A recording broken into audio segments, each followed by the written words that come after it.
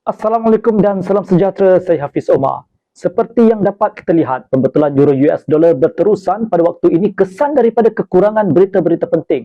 Amerika Syarikat dilihat menerbitkan data perumahannya semalam. Angka dikeluarkan agak meyakinkan, lantas ia meningkatkan dolar Amerika Syarikat berbanding euro dan sterling. Walau bagaimanapun, pembeli menggunakan waktu tersebut sebagai satu peluang untuk mengimbangi kerugian dan menolak euro dan pound ke atas. Hari ini mata wang tersebut masih dalam permintaan. Mungkin paras terendah mingguan ini adalah muktamad sebelum euro dan pound melanjutkan pertumbuhan. Bagi kalender makroekonomi hari ini terdapat beberapa terbitan. UK telah pun menerbitkan data inflasinya. Seperti yang kita dapat lihat, inflasi meningkat pada bulan Mei walaupun pakar ekonomi meramalkan ia akan perlahan dengan ketara.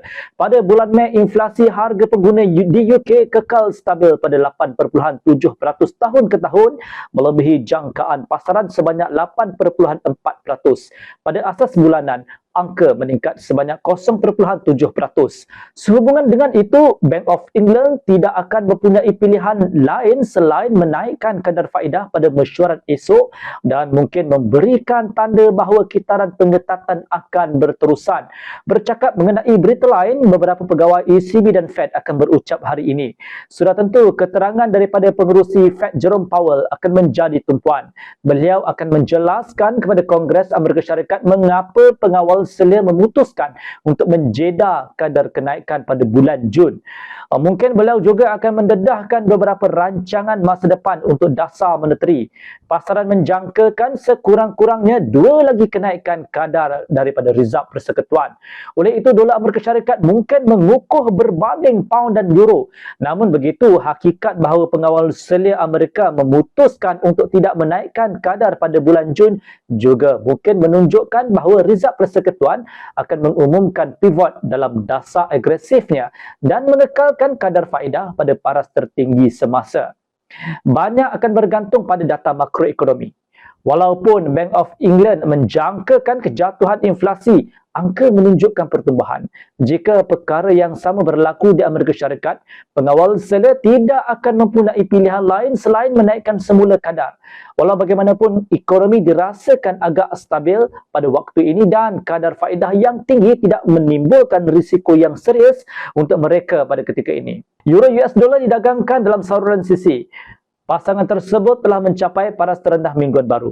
Ia akan membuka kemungkinan untuk pembelian di 1.0894 selepas false breakout. Pembeli juga akan cuba untuk menolak harga ke 1.0933.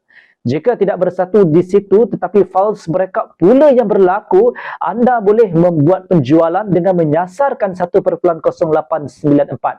Penembusan dan ujian semula kenaikan di tanda ini akan membuka ruang kepada anda untuk menjual dengan sasaran di 1.0859, di mana pembelian boleh dipertimbangkan di rebound dengan membenarkan pembetulan 25 sehingga ke 30 pips. Jika tiada aktiviti menurun di 1.0933, kemudian harga pula bersatu di atas tahap ini pada separuh kedua hari ini dan ditambah pula bahawa Jerome Powell berkata tiada apa yang penting, kita mungkin akan mencari isyarat beli. Dalam kes ujian semula penurunan di tahap 1.0933, euro US dollar mungkin melonjak sehingga 1.0969 dengan sasaran di 1.1029, di mana ia berkemungkinan membuka peluang untuk jualan di rebound dengan membenarkan pembetulan 25 sehingga ke 30 pips. False breakout di 1.0969 dan 1.0933 juga akan membolehkan kita untuk membuka penjualan. GBP US dollar telah bertindak balas terhadap data mengenai inflasi UK. False breakout di 1.2795 berkemungkinan akan membuat isyarat jualan harian yang bagus dengan mensasarkan 1.2737. Jika sebut harga menembusi tanda ini dan mengujinya semula ke atas, harga mungkin jatuh sehingga 1.2683 dan 1.2625. Pound mungkin masih menurun walaupun data inflasi datang lebih baik daripada jangkaan. Secara keseluruhannya, inflasi tidak lagi naik atau turun. Ia kekal pada asas tahunan dan telah meningkat dari bulan ke bulan. Oleh itu, hasilnya mungkin mempunyai makna berganda. false breakout di 1.2795 atau 1.2737 dengan ujian semula akan membuat isyarat jual dengan mensasarkan 1.2683 dan 1.2625 di mana pembelian boleh dipertimbangkan di rebound dengan membenarkan pembetulan 30 sehingga ke 35 pips.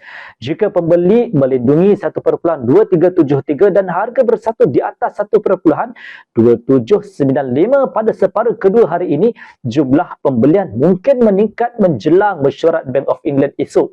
Dalam kes sedemikian, sasaran berada pada 1.2842, 1.2876 dan 1.2911 di mana kita boleh membuat penjualan dengan membenarkan pembetulan 30 sehingga 35 pips.